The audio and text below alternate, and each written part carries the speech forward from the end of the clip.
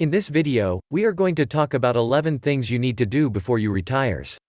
So before starting this video, please like this video and subscribe to this channel for our future updates.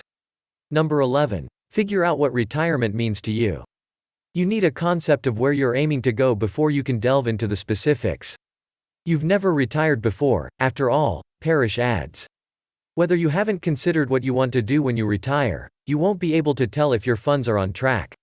Focus on the when, where, and what of retirement when creating your vision. When would you want to stop working? Is it likely that you will retire in the same location as you are now or someplace else? Finally, what are your plans for the future? Will you reduce your lifestyle, maintain it, or travel more and pursue new interests? If you have a spouse or partner, make sure you address this with them. You don't want one person expecting to remain in Ohio with the rest of the family while the other expects to go to Florida every day to golf. If you're single, think about if other people, such as grandchildren or a new spouse, could come into your life during the following decade and alter your goals. Number 10. Know your retirement number. This figure is the amount of money you'll need to support your retirement lifestyle, and you should have a decent understanding of it by now. If you don't, there are a few general guidelines to follow, such as saving 12 times your yearly wage or having enough money saved to provide at least 80% of your pre-retirement income annually. Because everyone's circumstances are different, Shri Reddy, Senior Vice President of Principal Financial Group's Retirement and Income Solutions, is wary of these fast estimations. For areas like housing, food, vacation, and insurance, he recommends an anticipated retirement expenditure budget. He believes you're having a good practice run for retirement spending right now. COVID has provided you a foundation of what your retirement costs might look like if you work from home, he adds. I'm not going out to eat, I'm not buying new clothing, and I'm not commuting. You may need to budget a little extra for travel and other activities that the pandemic has temporarily halted, but for the most part, your current expenditure may be a near match for your retirement budget, according to Reddy. Number 9. Give your savings a checkup. Now is the moment to figure out whether your funds will meet their goal, while you still have time to do anything about it if you're going to fall short. Make an appointment with a financial advisor or a retirement planner to run the numbers. After you've completed COVID, you may attend a retirement planning session. Just be cautious of ones that include a complimentary meal, such as a steak supper. Some financial companies arrange the meals in order to generate new business or offer you costly, complicated financial products that you may not need. You may also use free online calculators, such as this one from Charles Schwab, to see whether you're saving enough based on the current balances of all your retirement savings accounts and how much you're putting away. Number 8. Save as much as you can. This decade is your final opportunity to boost your retirement savings, so take advantage of everything that may assist, such as greater catch-up contributions for those over 50. In 2021, you may put up to $7,000 per year into an IRA instead of $6,000 for those under the age of 65, and up to $26,000 into a 401k instead of $19,500 for those under the age of 65. Don't forget about employer contributions. It would be criminal not to take advantage of a 401k match, adds Parrish. During the final decade, he advises saving approximately 15% of your salary, with modifications up or down depending on how near you are to reaching your retirement goal. Number 7. Stop spending on the kids. If you have children, the decade before you retire is often when they start college and have other significant financial obligations, such as purchasing their first house. Reddy will undoubtedly be in this situation by then, since he will have 3 children in college. His advice: don't prioritize your children's demands above your own retirement plans. Parents may have to steel themselves in order to pay for their child's college education.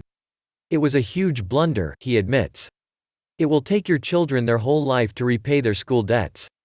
You don't have much time left to get a secure position. While it may seem to be harsh love, splitting the expenses may help your children get the most out of their education, as Reddy has shown that when individuals have skin in the game, they are more responsible. Number 6. Don't make major changes. One of the keys to a happy retirement, according to Rick Myers, a certified financial planner and president of Integrated Financial Services in Grand Rapids, Michigan, is avoiding big changes. He advises that you keep the same home, vehicle, and lifestyle. New vehicles are costly. It is costly to relocate. All of these factors may put a strain on a retirement strategy. Keeping the same spouse isn't a terrible idea, though, he adds, jokingly, since divorces are expensive as well. Number 5. Review your investment portfolio. The closer you go to retirement, the more cautious you should be with your assets. Everyone believes the stock market just goes up these days, but that hasn't always been the case, adds Reddy. He recommends holding enough fixed income assets so that your net worth or retirement lifestyle aren't severely affected if the market loses 20% or 25%. Subtract your age from 120 to get an estimate of how much of your portfolio should be in stocks and how much should be in safer assets.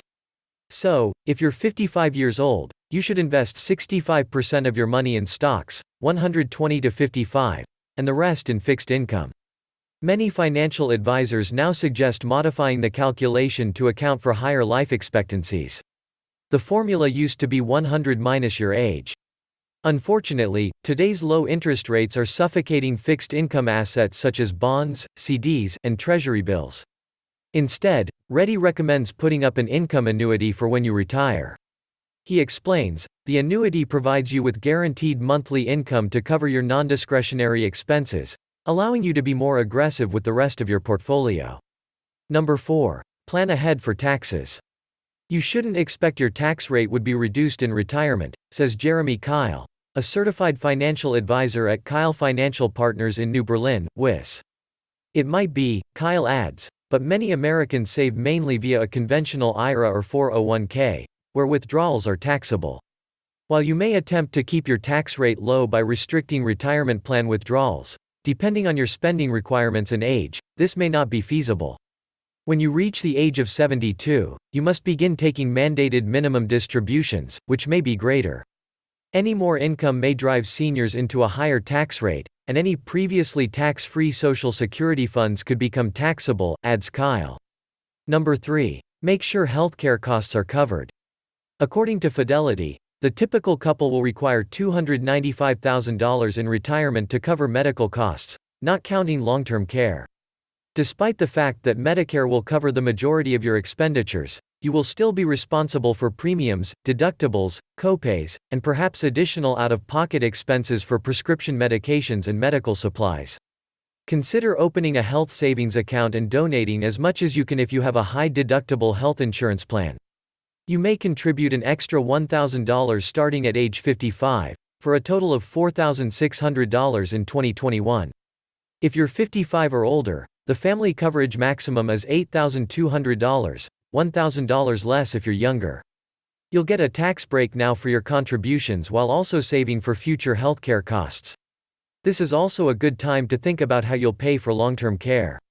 In your 50s, you have a higher chance of qualifying for a long-term care policy or an LTC hybrid life insurance policy at a reduced price. Number 2. Aim to be debt-free. One of the greatest presents you can offer yourself is to retire debt-free, adds Reddy. Start with the debt with the highest interest rates, like as credit cards, in the decade leading up to retirement, and work your way down the list until you're debt-free. This also applies to your mortgage, but Reddy anticipates some resistance. People tell me that if I can obtain a mortgage at 2.5%, why should I pay it off? Not if you don't need the funds. Low-interest debt is still debt, so pay it off as soon as possible, he advises.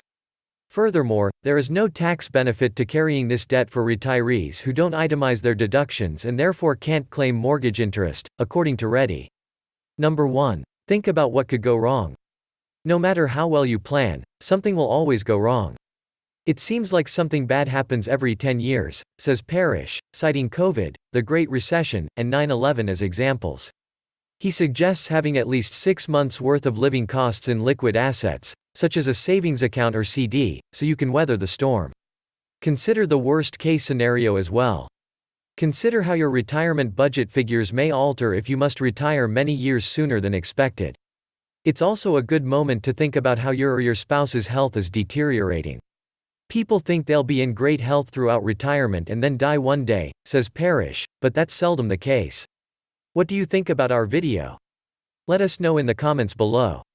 If you enjoyed this video and want to hear from me again, be sure to hit that subscribe button and turn on notifications before you go. Thanks for watching.